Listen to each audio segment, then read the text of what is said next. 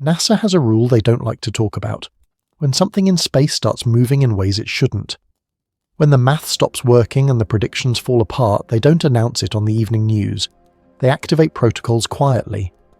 On November 27, 2025, they activated 1 for 3I Atlas, an interstellar comet they swear poses no threat to Earth.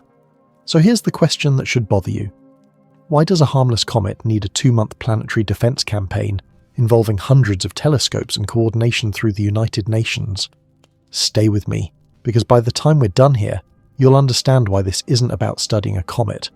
It's about watching something that might turn. You'll want to stay close as 3I Atlas continues plunging into our solar system and the data keeps rolling in. Subscribe and follow along because every new observation brings us closer to understanding what we're actually looking at here.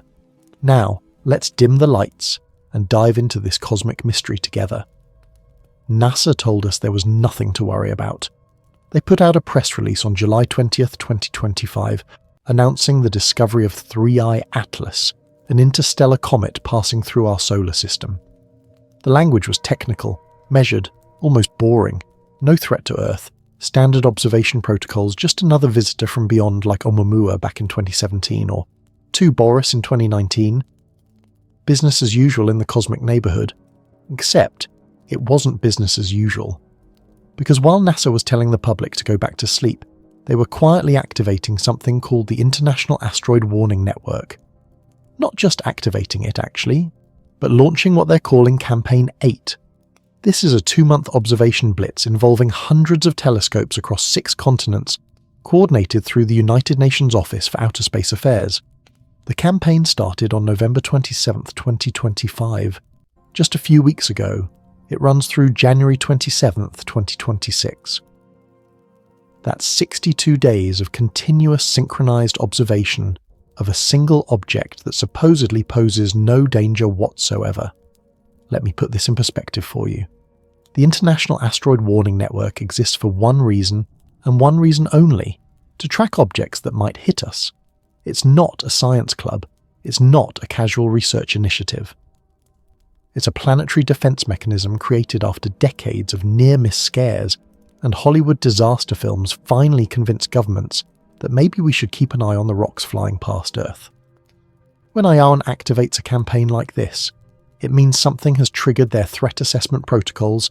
It means orbital calculations have produced a probability curve that someone somewhere didn't like the look of. So why would they activate a global defense network for a comet that, according to every official statement, has 0 chance of hitting us? The official story goes like this. 3I Atlas is an interstellar visitor, meaning it came from outside our solar system. It was first spotted by the Atlas Survey Telescope in Hawaii on July 1st, 2025. Initial observations showed it on a hyperbolic trajectory, the hallmark of an object not bound to our sun. It would swing past the sun, catch some gravitational acceleration, and slingshot back out into the darkness between stars.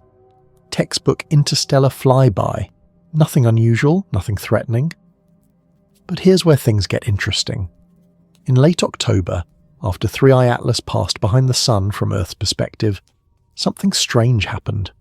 When telescopes picked it back up on the other side, the orbit didn't match predictions. Not by a little, by enough that astronomers had to recalculate its trajectory multiple times.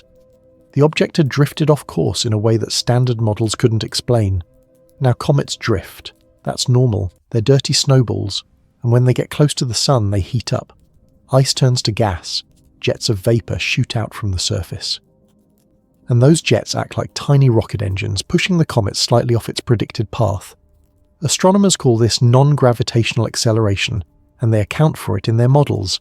It's expected. It's understood. It's boring. What's not boring is when the drift doesn't match the outgassing pattern. What's not boring is when the acceleration vector points in a direction that makes no physical sense for a comet. What's really not boring is when the new trajectory appears to be taking the object on a precise approach toward Jupiter's gravitational sphere of influence, threading a needle through space that natural physics should make essentially impossible. Suddenly on November 27th, Eye of Campaign 8 begins. Hundreds of observatories around the world start pointing their instruments at 3 Atlas. Amateur astronomers receive coordinated observation requests. University research telescopes get bumped from their scheduled programs. Even some military tracking stations, the ones that supposedly only watch for missile launches and space debris, start contributing data. All for an object that poses no threat. You don't mobilize an international planetary defense network for a routine scientific curiosity. You don't coordinate this level of resources unless you're looking for something specific. And you definitely don't do it quietly, keeping the campaign details out of mainstream media, unless you're worried about what you might find. Compare this to Oumuamua. That was the first confirmed interstellar object, the one that got everyone excited back in 2017.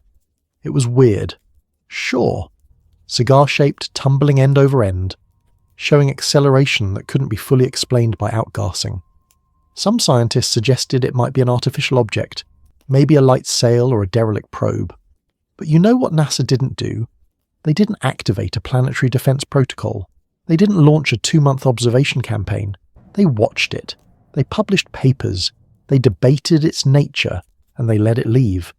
No emergency mobilization, no global coordination, just science happening the way science usually happens. 2I Boris was even more normal. Another interstellar visitor, this one in 2019. It looked like a comet, acted like a comet, didn't surprise anyone. A few papers got written, some nice pictures got taken, everyone moved on. So, what makes 3 Atlas different? Why does this one get the full planetary defense treatment while the others got polite scientific interest? I've seen leaked internal memos from IAW and partner institutions, the kind of documents that aren't meant for public eyes. They reference trajectory anomalies, multiple course corrections, and something they're calling CCM2. That stands for Course Correction Maneuver 2. Maneuver. That word should make your skin crawl a little because maneuvers are things that controlled objects do. Spacecraft maneuver, satellites maneuver, rocks in space, even weird interstellar rocks don't maneuver. They follow predictable paths determined by gravity and momentum. They don't correct their course. The timeline tells a story that NASA's press releases don't. July, discovery and initial excitement. August through September, routine observation. Everything looks normal. October, object passes behind the sun, temporary loss of tracking. Late October, object emerges, trajectory is wrong. November, frantic recalculation. New predictions show precision approach to Jupiter. November 27th, Iodune Campaign 8 activated December. You're here reading this wondering why you're just now hearing about it. Here's what they're not telling you. Standard planetary defense drills, the ones IAW conducts to test their response protocols, those are always announced. They're public. They use fictional scenarios or objects that are decades away from any potential impact.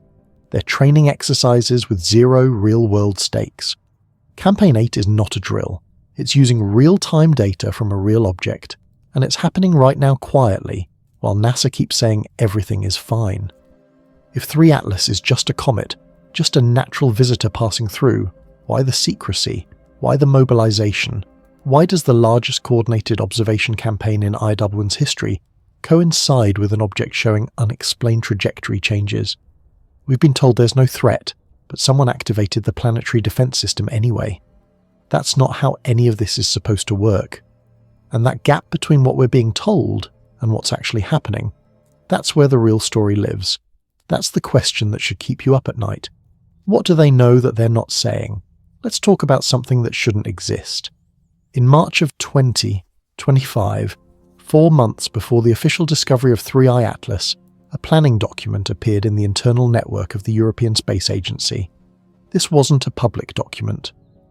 It was a logistics brief for telescope time allocation, the kind of administrative paperwork that makes the bureaucracy of space observation possible.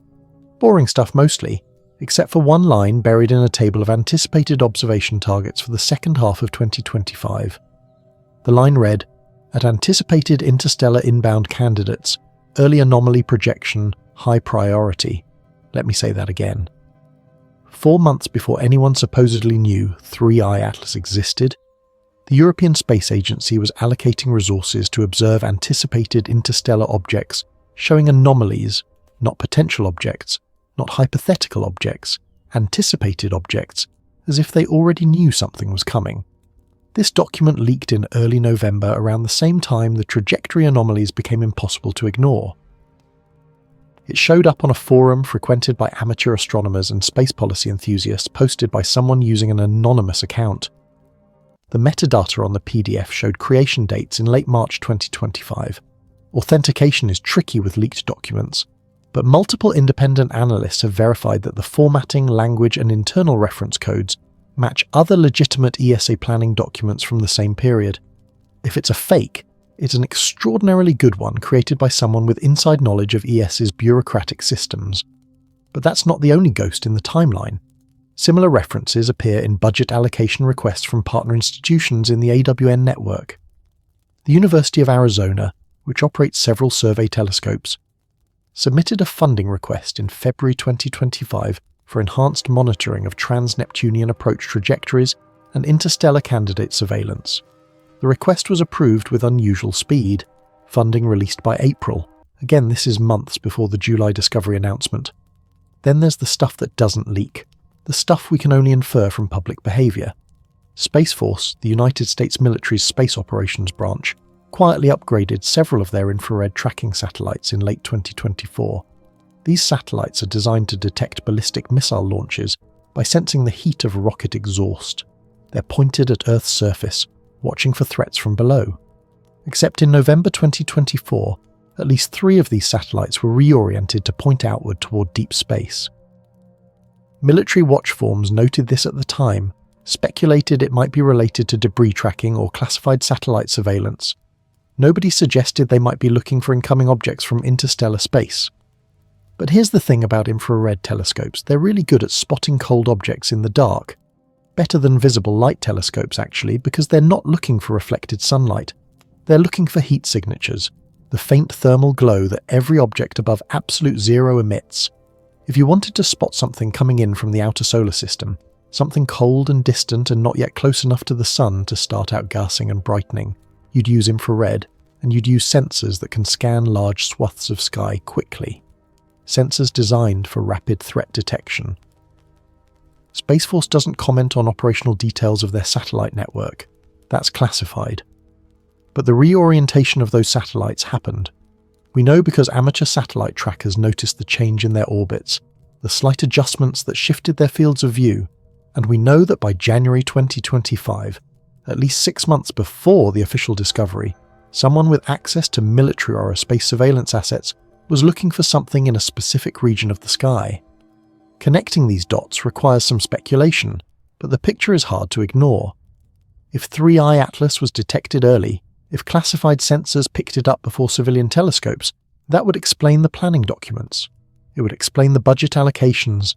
It would explain why, when the object was officially discovered in July, there was already a response framework in place, already a coordination plan ready to activate, already resources allocated for intensive observation. The question is why? Why keep an early detection classified? Why stage a public discovery months later, allowing a civilian telescope to get credit for something military sensors found first? There are several possible answers, and none of them are comforting. One explanation is operational security. If Space Force has infrared satellites capable of detecting small interstellar objects millions of miles out, that's a capability they might not want adversaries to know about. Revealing early detection would reveal sensor sensitivity, orbital coverage, and tracking protocols. So, you sit on the information, you quietly prepare, and you let civilian astronomers discover the object later when it's close enough for standard telescopes to spot. Another explanation is risk assessment. Maybe the object's initial trajectory looked potentially threatening. Maybe early orbital calculations produced impact probability curves that were concerning enough to warrant quiet preparation, but not certain enough to justify public alarm. So you watch, you refine your data, and you wait until you have a clearer picture before saying anything. By July, when the trajectory was better understood, the official line becomes no threat, even though the mobilization continues behind the scenes. Or maybe, and this is where things get uncomfortable, maybe they saw something in those early observations that didn't fit natural object profiles.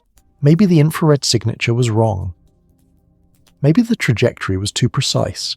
Maybe there were signs of maneuverability from the start, indicators that this wasn't just a comet, but something that required monitoring with planetary defense protocols that the public wasn't ready to hear about. Think about the implications of pre-discovery surveillance. It means that when NASA held that press conference in July, when they showed the first images from the Atlas telescope and talked about this exciting new interstellar visitor, they already knew more than they were saying. It means the discovery announcement was theatre, a controlled release of information to shape public perception, while the real analysis was happening in classified briefings.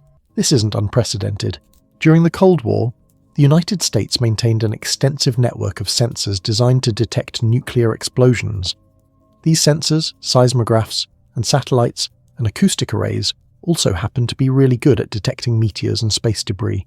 There are documented cases of military sensors detecting incoming asteroids hours before civilian observatories, information that was sometimes shared and sometimes kept quiet depending on operational considerations. The infrastructure for early detection exists. The question is how it's being used and what gets classified. The timing of IAW Campaign 8 makes more sense in this context. November 27th wasn't chosen randomly. That's when the trajectory anomalies became undeniable. When the post-P-perihelion drift showed up in enough independent observations that keeping it quiet was no longer possible. That's when the pre-planned response had to go active. When the coordination that had been prepared months in advance finally launched into operation, we're watching a carefully choreographed information release. Official discovery in July, routine observation through summer and early fall, then just as the object does something unexpected, a massive observation campaign that was somehow ready to go immediately. That level of preparedness doesn't happen by accident. It happens because someone knew long before they told us that this object was coming and that it might be worth worrying about. So here's the ghost that haunts this story. Somewhere in classified databases, there are observations of 3I Atlas from before July. There are infrared images, trajectory calculations, threat assessments, all created by analysts who were tracking this object while the rest of us went about our lives in ignorance. Those early observations might explain why months later, when the object started showing unexplained acceleration, there was already a response plan ready. Because maybe it had been showing those signs all along. Orbits are supposed to be predictable. That's not an opinion. It's mathematics. Johannes Kepler figured this out in 169. Objects in space move in ellipses or parabus or hyperolas, depending on their energy and the gravity wells they're moving through. You measure an object's position and velocity at one moment. You plug those numbers into equations that have been tested for 400 years and you get a trajectory. The object will follow that path with mechanical certainty, give or take some small adjustments for things like outgassing if it's a comet. This is basic physics. This is how we put robots on Mars and send probes to the outer planets. The math works, except 3I Atlas isn't following the math after it swung around the sun and emerged from behind our star. In late October, the object was not where it was supposed to be, not close to where it was supposed to be, off by enough that initially some astronomers thought they were looking at a different object entirely. The deviation wasn't subtle. We're talking about positional errors measured in millions of km velocity changes that couldn't be explained by any standard model of comet activity. When a comet approaches the sun, it heats up. Ice on its surface sublimates directly from solid to gas. This creates jets, plumes of material shooting off into space. Those jets act like tiny rocket engines. They push. Sometimes they create visible tails. Sometimes the activity is too subtle to see directly. But the effect on the orbit is measurable. Astronomers have decades of experience modelling this. They know how to predict where a comet will be based on its outgassing patterns, its rotation rate, its composition. The models are good. They work. The models don't work for 3I Atlas.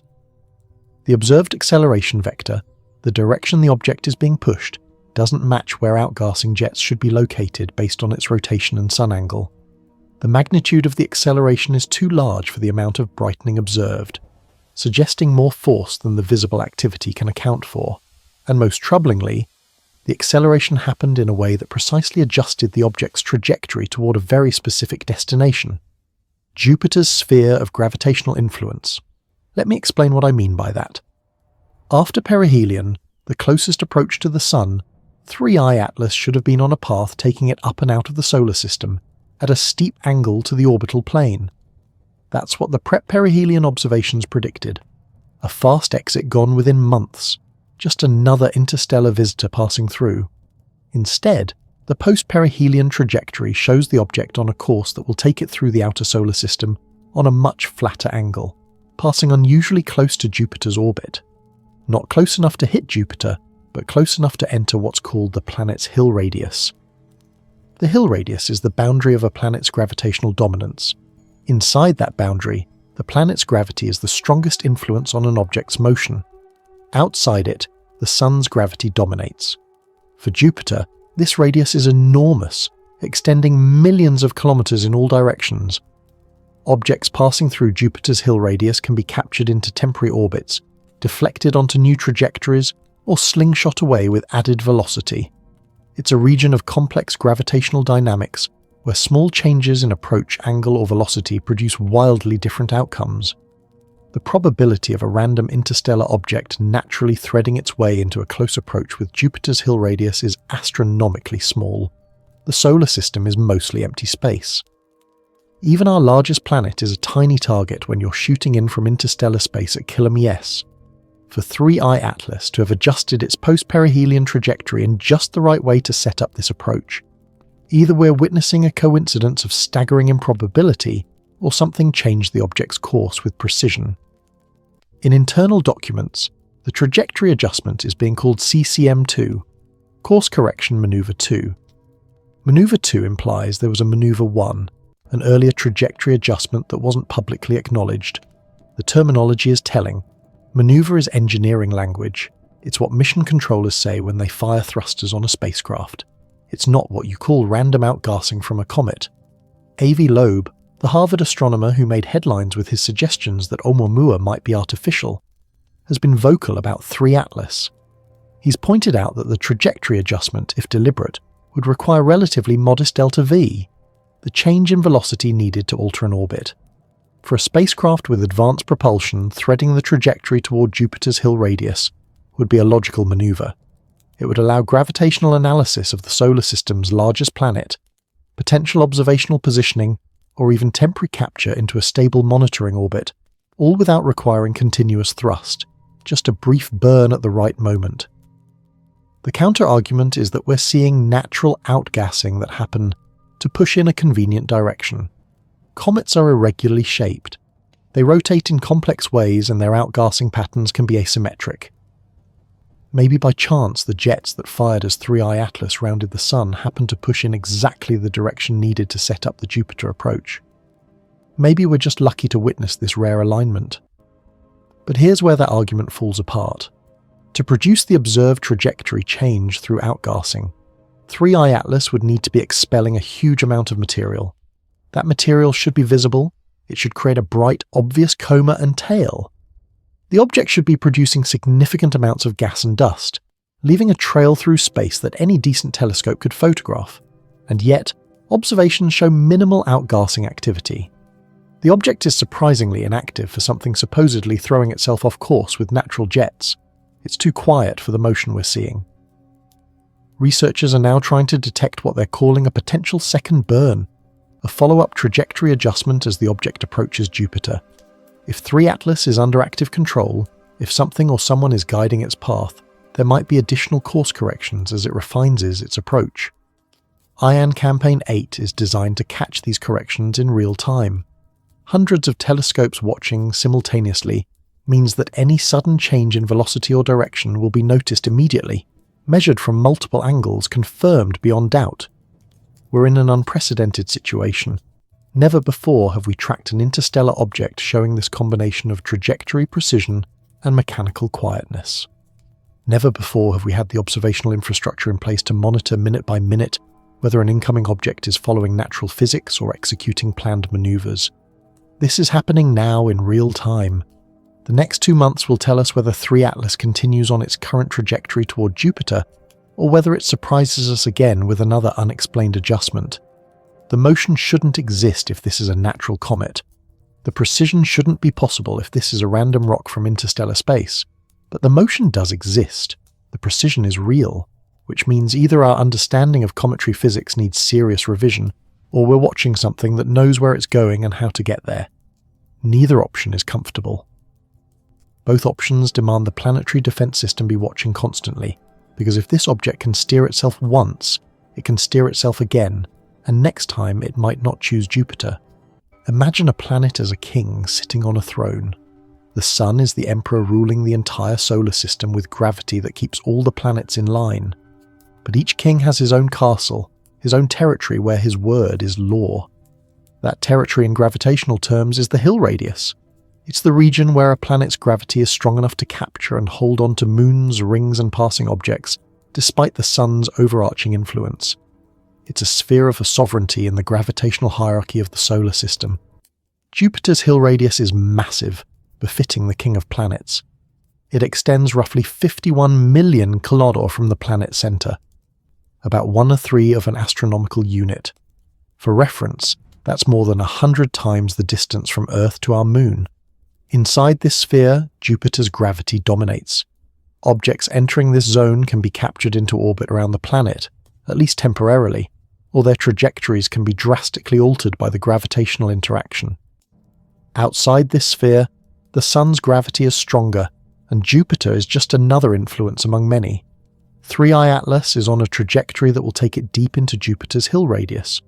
Not skimming the edge, not brushing past at a safe distance, but penetrating well into the zone where Jupiter's gravity will be the dominant force acting on it. Current projections show the object approaching to within 20 to 30 million kilometers of Jupiter, well inside the Hill radius boundary. That's close. That's threading the needle close for an object coming in from interstellar space. Here's why that matters. The Hill radius isn't just a mathematical curiosity, it's the boundary between passing through and potentially staying.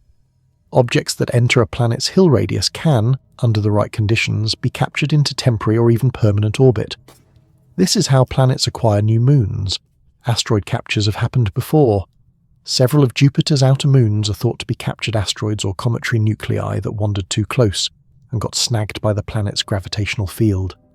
It's not common, but it's possible for 3 Atlas to approach Jupiter's Hill radius on a precise trajectory coming in from interstellar space requires a level of accuracy that natural physics makes extraordinarily unlikely.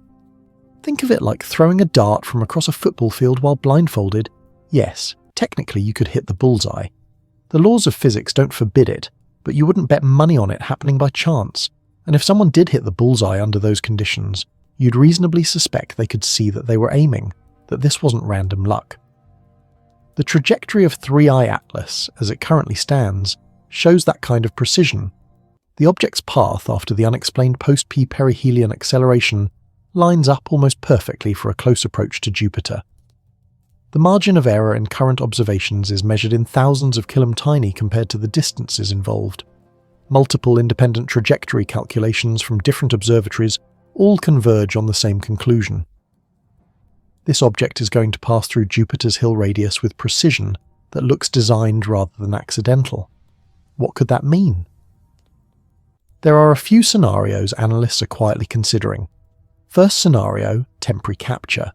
If 3i Atlas enters Jupiter's Hill radius with just the right velocity and angle, Jupiter's gravity could slow it down enough that it doesn't escape. The object could enter a highly elliptical orbit around Jupiter, becoming a temporary moon. This orbit wouldn't be stable over long periods. Gravitational perturbations from the Sun and Jupiter's other moons would eventually either eject the object or send it crashing into the planet. But temporarily, for months or even years, 3i Atlas could orbit the largest planet in our solar system. Why would that matter? Because an orbit around Jupiter is, strategically speaking, prime real estate. Jupiter sits at the boundary between the inner rocky planets and the outer ice giants. From a stable orbit around Jupiter, you'd have a vantage point on nearly the entire solar system. You could observe Earth from a distance, watch traffic through the asteroid belt, monitor activity around the gas giants. If you were an intelligence, natural or artificial, interested in surveying our solar system without getting too close to the noisy inner planets, parking yourself in Jupiter orbit would be an excellent choice. Second scenario, gravitational slingshot. Instead of being captured, 3i Atlas could use Jupiter's gravity to alter its trajectory and velocity. This is how we send spacecraft to the outer solar system. You aim for a planet, let its gravity pull you in and whip you around, and you exit with more speed than you arrived with. The Voyager probes use this technique to reach the outer planets and eventually escape the solar system. If 3i Atlas performs a close flyby of Jupiter, The gravitational interaction could send it toward any number of destinations, deeper into the solar system, back out toward interstellar space on a different trajectory, or toward another planet entirely. The troubling part is that the outcome depends heavily on exact approach parameters. A difference of a few kilometers in closest approach distance, a difference of a fraction of a kilometer per second in approach velocity, and you get completely different results. Natural objects don't control these parameters. They arrive with whatever trajectory they inherited from their billion-year journey through interstellar space, and they take whatever slingshot gravity gives them. Controlled objects, spacecraft with propulsion, can fine-tune their approach to get specific outcomes. If 3 Atlas can adjust its trajectory even slightly, it can choose where Jupiter's gravity sends it next. Third scenario, and this is the one that keeps planetary defense analysts up at night: deliberate positioning. Maybe the point isn't to orbit Jupiter or slingshot past it. Maybe the point is just to get into the Hill radius, to be in a region of complex gravitational dynamics where predicting the object's future trajectory becomes extremely difficult. Inside the Hill radius, small unobserved forces can produce large changes in path. A brief thruster burn that would be nearly impossible to detect from Earth could dramatically alter the outcome of the Jupiter encounter. And once the object exits the Hill radius on a new trajectory, predicting where it goes next becomes a guessing game. This is the scenario that triggered the Loeb Campaign 8, not because 3I Atlas is going to hit Earth, current trajectories show no Earth impact risk, but because if the object has maneuverability, if it's demonstrating steering authority, then predicting its future path becomes impossible without constant observation. You can't rely on Caparian orbits and long-term projections. You have to watch continuously to see what it does next, because if it can steer, then anywhere in the solar system becomes a potential destination. Compare this to historical asteroid tracking. When astronomers discover a near-Earth asteroid, they observe it for a few weeks, calculate its orbit, and then project that orbit decades into the future. They can tell you if it might hit Earth in 2050 or 2080, all from observations taken today. That's possible because asteroids follow predictable paths. They're slaves to gravity. 3 Atlas breaks that model.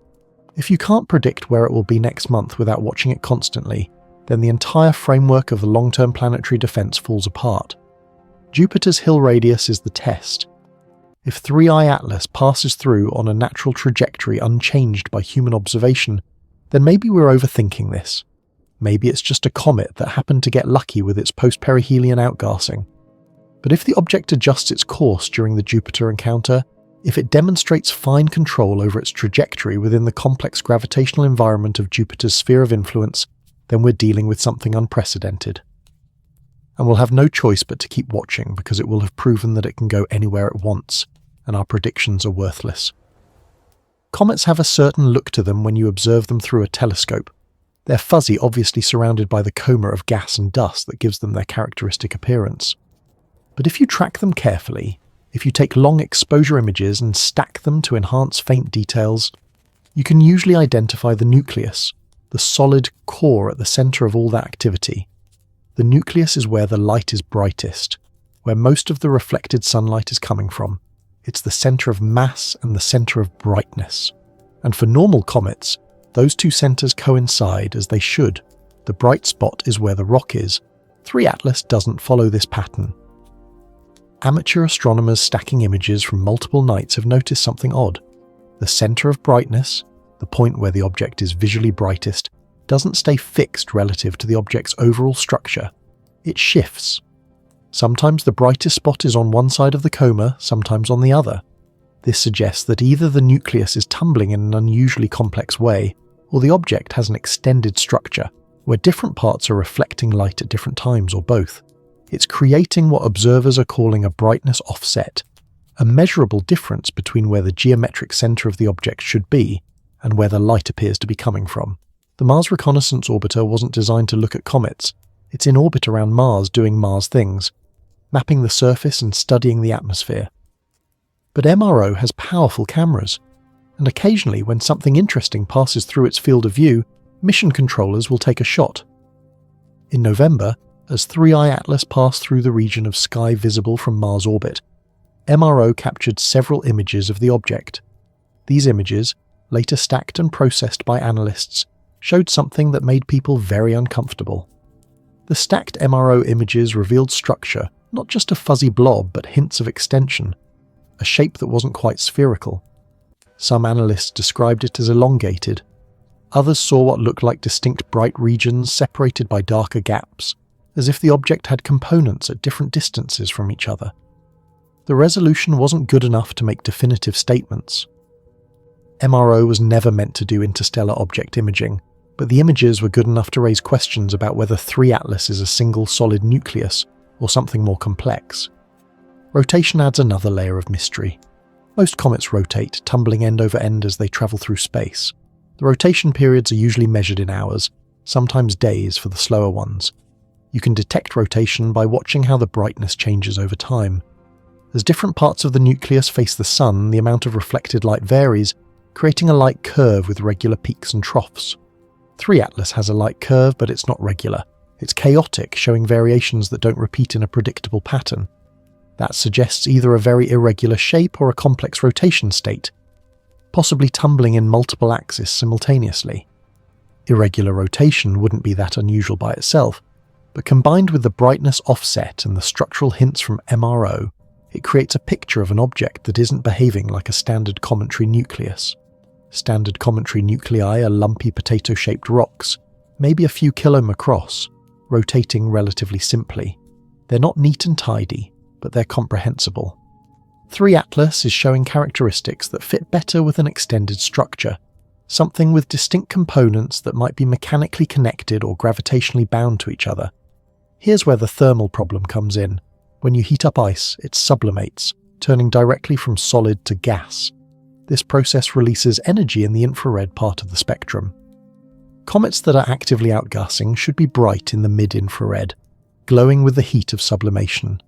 Telescopes equipped with infrared sensors can detect this glow, and it's one of the best ways to measure how active a comet is, how much material it's throwing off into space. You point an infrared telescope at an active comet, and you see a bright, warm nucleus surrounded by cooler gas and dust. 3 Atlas is cold. Infrared observations show minimal thermal emission, far less than you'd expect from an object showing the orbital perturbations we've observed. If outgassing is causing the trajectory changes, if jets of sublimating ice are pushing this object off its predicted course, then where's the heat? Where's the infrared glow that should accompany all that activity? The object is too quiet in the infrared spectrum for the motion it's exhibiting. It's like watching an engine move a car without hearing the engine running or feeling the heat coming off the exhaust. The effect is there, but the mechanism is silent. This thermal discrepancy has led some researchers to suggest that maybe the trajectory changes aren't caused by outgassing at all. Maybe there's another mechanism at work, something that can produce force without producing heat. Electric propulsion systems like ion drives produce thrust through electromagnetic acceleration of charged particles. They're efficient, relatively quiet in terms of thermal emissions, and they're exactly what you'd use if you were building a long-duration interstellar probe. Ion drives don't produce big, bright plumes like chemical rockets. They produce a faint blue glow and a very small amount of waste heat. From a distance with limited observational capabilities, you might not see them working at all. I'm not saying 3I Atlas is definitely using ion propulsion. That's speculation, and it requires a leap into territory that makes most scientists uncomfortable. But the observation is troubling. Trajectory changes without corresponding thermal emissions. Motion without visible heat. An object that's pushing itself around in ways that standard cometary physics can't explain, while remaining cold and dark in the wavelengths where it should be bright if natural processes were responsible. The antitail adds another piece to the puzzle. Normally, cometary tails point away from the sun, pushed by solar wind and radiation pressure. Dust particles leave the nucleus and get blown backward, creating the classic tail that always points away from the direction of sunlight. But 3I Atlas has occasionally shown what observers call an antitail, a brief brightening or extension that appears to point toward the sun opposite the direction a tail should go. Antitailales can happen naturally under specific geometric conditions when you're viewing the orbit edge-on and seeing material that's spread out along the comet's orbital path. But they're rare, and they're brief. 3 Atlas has shown antitail behavior multiple times, in ways that don't quite fit the standard explanation. Put it all together, brightness offset suggesting extended structure, irregular rotation indicating complex geometry, MRO images hinting at distinct components, minimal thermal emission despite significant trajectory perturbations, occasional anti-tail behavior. This is not a profile that matches our experience with interstellar objects or even with regular solar system comets. It's a combination of characteristics that make the object hard to model, hard to predict, and hard to categorize. Shape matters for predicting motion. If 3I Atlas is a simple spherical or ellipsoidal nucleus, then calculating how light pressure and outgassing affect its trajectory is straightforward. But if it has extended structure, if there are components with different masses at different distances from the center, then the dynamics become vastly more complex. The same force applied to different parts of the structure produces different torques, different accelerations. Predicting where the object will be next month requires knowing exactly what shape it is and how it's oriented in space, and we don't have that information. The observations are too ambiguous, the object too distant and faint. This is why I Did Campaign 8 isn't just watching the trajectory. Observers are also trying to characterize the object's physical properties to build a better model of what this thing actually is. Because if you don't know what you're looking at, you can't predict what it will do. And if you can't predict what it will do, you can't defend against it if it decides to do something unexpected. The geometry problem is a prediction problem, and prediction is the entire foundation of planetary defense. Let me tell you what planetary defense is actually designed to do. It's not about stopping asteroids, at least not yet. We don't have the technology deployed to deflect a major impact threat. Not really. What we have are detection systems, coordination networks, and mathematical models. Planetary defense, as it currently exists, is about prediction. It's about finding dangerous objects early enough that we can track them, calculate their orbits with precision, and know years or decades in advance whether they're going to hit us. That advanced warning gives us time to develop a response, to build and launch a deflection mission, to evacuate if necessary. The whole system depends on being able to predict where an object will be. Standard planetary defense drills follow a predictable pattern. Astronomers discover an asteroid. They observe it for a few weeks, measuring its position against the background stars. They calculate an orbit. They project that orbit forward in time. They identify the moments when the asteroid might pass close to Earth, and they calculate impact probabilities for those close approaches. Those probabilities start out high because of observational uncertainty, but they drop rapidly as more data comes in and the orbit gets refined. Within months, usually the uncertainty cone narrows to the point where you can definitively say whether the asteroid will hit or miss. Then you either mobilize a deflection mission or you stand down and wait for the next discovery. The system works because orbits are predictable. 3 Atlas breaks this system not because it's going to hit Earth, but because it has demonstrated the ability to change its trajectory in ways that we can't predict. If an object has steering authority, if it can execute course corrections whenever it wants, then long-term orbital projections become meaningless. You can't say where it will be in 6 months because it might decide to be somewhere else. And that uncertainty, that unpredictability is what terrifies the people running planetary defense networks. Think about what unpredictability means in this context. Right now, we know 3 Atlas is heading toward Jupiter. We know this because we've watched its trajectory for months and calculated where it's going. But what if tomorrow it fires whatever propulsion system it might have and changes course? What if it executes what analysts are calling a third course correction maneuver, CCM3, and suddenly it's not heading toward Jupiter anymore? What if it's heading toward Earth or Mars or into a position where it can observe us from a distance while remaining in a stable solar orbit? The problem isn't that we think it's going to hit us. Current observations show no Earth impact trajectory. The problem is that we have no idea what it will choose to do next, if indeed it's capable of choosing, and that gap between what we can observe and what we can predict, that's the hidden fear driving this entire mobilization. This isn't a standard asteroid tracking mission. This is surveillance of a potentially maneuverable object, monitoring it continuously, so that if it does something unexpected, we'll know immediately and can start calculating what the new trajectory might mean. Internal memos from IWN partner institutions, the ones that leaked alongside the pre-discovery planning documents, reference concern over burn events. That's propulsion terminology. A burn is what spacecraft do when they fire their engines. It's not language you use for natural phenomena. The fact that this terminology appears in internal communications suggest that analysts are taking seriously the possibility that 3 Atlas has propulsion capability. They're planning for the scenario where the object executes another maneuver and they need to be positioned to detect it when it happens. Detection is the key word here. If 3I Atlas has ion propulsion or some other low-thrust system, a brief burn might not be visible in optical telescopes. You wouldn't see a bright flare or a plume of exhaust. What you'd see is a gradual change in the object's velocity, a deviation from its predicted position that accumulates over hours or days. The only way to catch that in real time is to have constant observation, multiple telescopes tracking simultaneously, so that any deviation shows up in the data immediately. That's what Campaign 8 provides: continuous coverage, redundant observation, global coordination. It's an early warning system designed to detect maneuverability. Compare this to how we've handled other potentially hazardous objects. Asteroid Apus back in the early 2000s briefly had an impact probability that scared a lot of people. But within months, improved observations ruled out an impact. The orbit was refined, the uncertainty cone narrowed, and Apus went from potentially civilization-ending threat to routine close approach. That's how the system is supposed to work. Uncertainty decreases over time. With 3 Atlas, uncertainty doesn't decrease. It stays high because the object keeps defying predictions. First with the post-perihelion trajectory change, now with the unexplained precision of the Jupiter approach. Every time analysts think they have the orbit nailed down, something happens that forces recalculation. That's not how asteroids behave. That's how actively guided objects behave. Objects under intelligent control. The psychological impact on planetary defense teams is significant.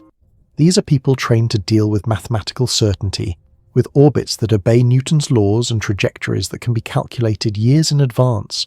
They're scientists and engineers, comfortable with prediction and modelling. Now they're dealing with an object that might not care about their predictions. That might have its own agenda. It's a fundamentally different problem, less like tracking a rock and more like tracking an adversary. You don't predict where an adversary will go. You watch them continuously and respond to what they actually do. There's a scenario that gets discussed quietly in these circles, a worst-case possibility that nobody wants to say out loud.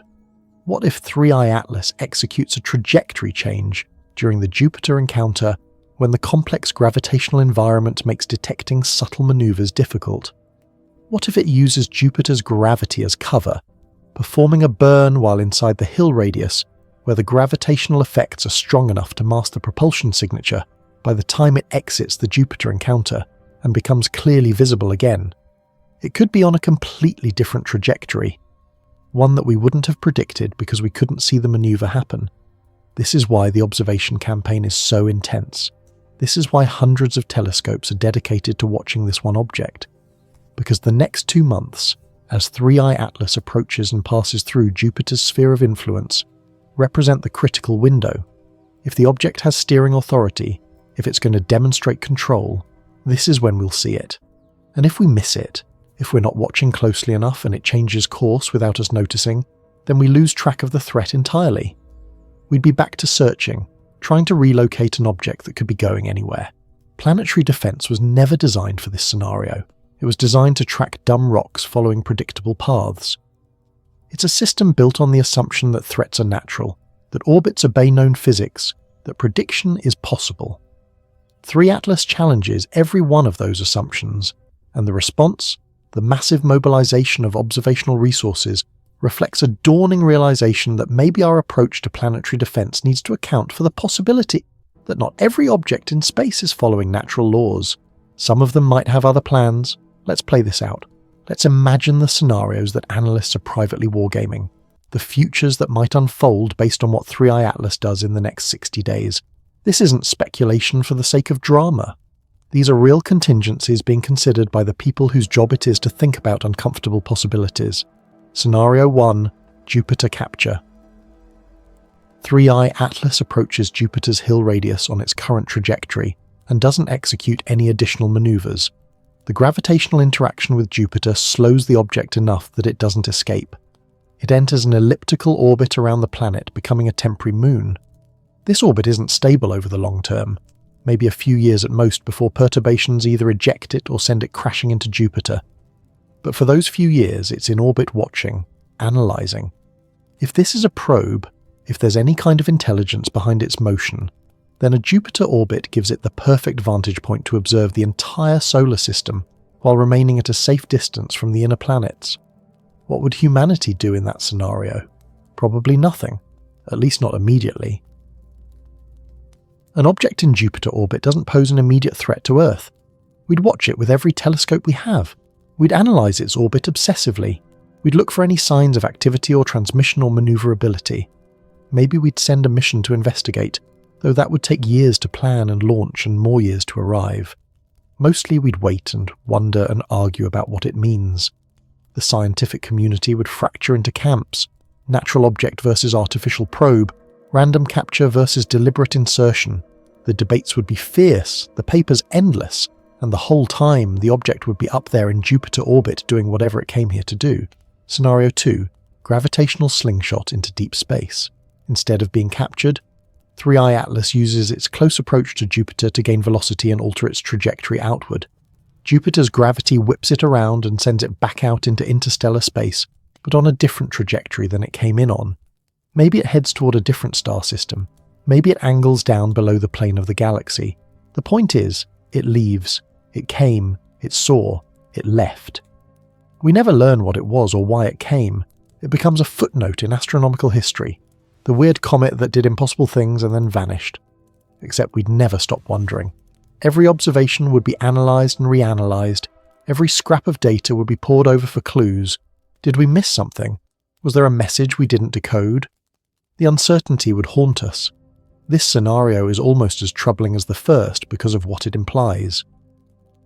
If 3i Atlas can execute a precision slingshot around Jupiter, threading the gravitational encounter to achieve a specific exit trajectory, that's proof of sophisticated navigation capability. It means the object can do orbital mechanics in real time, can calculate and execute maneuvers with precision that matches or exceeds our own space missions. And if it can do that, then the question becomes, why did it come here at all? Was this a reconnaissance mission? A survey? A check-in on an isolated star system to see if anyone's home? We'd never know. And that not knowing that would be the hardest part. Scenario 3. And this is the one that makes everyone nervous. It turns inward. After the Jupiter encounter, 3 Atlas executes another course correction and adjusts its trajectory toward the inner solar system, maybe toward Mars, maybe toward Earth. Not on an impact trajectory necessarily, but on a path that brings it closer to us into a position where it can observe from inside the orbit of the asteroid belt. This is the scenario that activates the real planetary defense protocols, not the observation campaign, but the actual threat response. Because an object that can maneuver, that demonstrates deliberate trajectory control, and that chooses to approach populated planets, that's not a comet. That's a potential threat that needs to be treated as such. How would we detect a turn toward the inner system? That's what iCampaign 8 is designed to answer.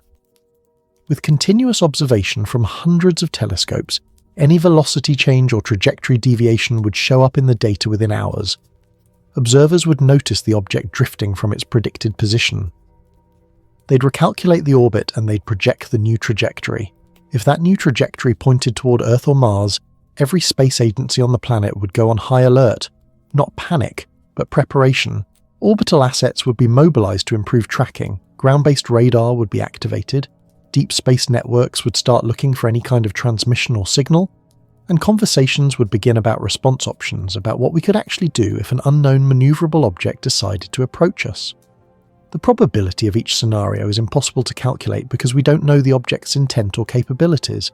If it's natural, if the trajectory changes are somehow the result of physics we don't understand yet, then Jupiter capture or deep space ejection seem most likely. Simple outcomes of gravitational interaction. If it's controlled, if there's guidance, then any of the 3 scenarios become possible depending on what the object came here to do. And that's the most uncomfortable part. We're trying to predict the behaviour of something that might be making decisions, and we have no idea what its decision criteria are. Historical analogies don't help much. Oumuamua was weird, but it didn't maneuver after discovery. It just passed through, unexplained, but passive. 2i Boris was completely normal. We've never encountered an object in our solar system that demonstrated both interstellar origin and active trajectory control. This is new territory. The protocols don't exist because the scenario was considered too unlikely to plan for. And now, here we are watching it happen in real time, making up the response as we go. The public messaging versus internal fear is creating a strange dynamic. Officially, NASA maintains there's no threat. Press releases emphasize scientific interest, the opportunity to study an interstellar visitor, the value of international cooperation in observation campaigns. The language is calm, measured, designed to avoid panic. But internally, in the closed meetings and classified briefings, the tone is different. There's recognition that we're dealing with something unprecedented, something that challenges our understanding of what's possible in the natural universe. There's concern about what happens if the object demonstrates further maneuverability, and there's frustration that public messaging has to stay reassuring even as the evidence suggests we should be more worried. What would humanity actually do if 3I Atlas turned toward Earth? That's the question nobody wants to answer publicly, because the answer is probably not much, at least not quickly. We don't have missiles ready to launch at incoming objects. We don't have space-based weapons platforms. What we have are plans, theoretical mission designs for kinetic impactors or gravity tractors, concepts that would take years to build and deploy. If an object appeared on a trajectory threatening Earth, and that object demonstrated the ability to maneuver, our response would be limited to observation, communication attempts, and hoping that whatever intelligence might be guiding it doesn't want a confrontation. That's not a comfortable position to be in. That's not the narrative we like to tell ourselves about humanity's ability to defend our planet. The next 2 months will answer questions we didn't know we had to ask. I on Campaign 8 will watch 3 Atlas approach Jupiter, pass through the Hill radius, and emerge on the other side. Telescopes will track every deviation, measure every velocity change, catalogue every unexpected behaviour, and when the campaign ends on January 27, 2026, we'll know more. Maybe we'll know it's natural after all, just a comet with unusual properties that fit within physics we don't quite understand yet. Maybe we'll know it's something else, something guided, something with purpose. Either way, we'll know that the universe is stranger than we thought, and we'll know that our planetary defense systems need to account for threats that don't follow natural laws. The uncomfortable future isn't about asteroid impacts or extinction-level collisions. It's about losing the assumption that objects in space are predictable, that orbits can be calculated, that threats follow rules we understand. 3 Atlas is teaching us that maybe some things out there don't play by our rules. Maybe some things make their own choices about where to go and what to do. And maybe, just maybe, we're not as prepared for that reality as we'd like to believe. The question isn't whether 3 Atlas will turn. The question is what we'll do if it does. And right now, watching from Earth, tracking an object that might be watching us back.